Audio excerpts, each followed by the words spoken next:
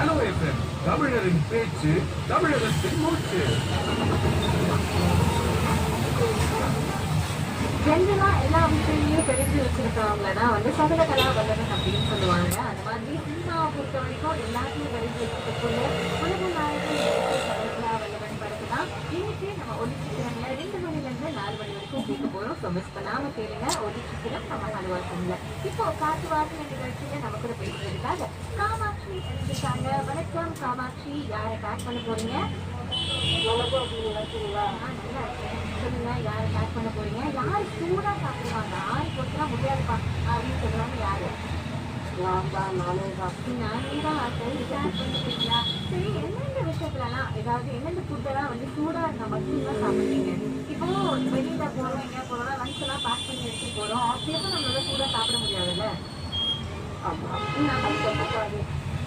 அது பார்க்க முடியாது, அதெல்லாம் பரவாயில்ல. ஆனால் வீட்டில் நான் அப்படின்னா வீட்டில் சாப்பிட்னா கண்டிப்பாக இட்லி தான் சாப்பிடுவேன். அப்படி ஆரம்பிச்சோம்னா சூடு பண்ணி நம்ம கஷ்டப்பட்டு இது பண்ணிட்டு சாப்பிட்டு தரலாம். அந்த சாப்பிட்றத பற்றி எனக்கு கொஞ்சம் சூடாகவும் சுவையாகவும் இருக்குன்னு நான் ரொம்ப விரும்புவேன். ஓகே, நீங்க எந்த டிஷ்ஷை வந்து நல்லா சமைப்பீங்க? உங்களை பொறுத்த வரைக்கும் நான் இதை வந்து மாற்றி ஒவ்வொரு இடத்துலையும்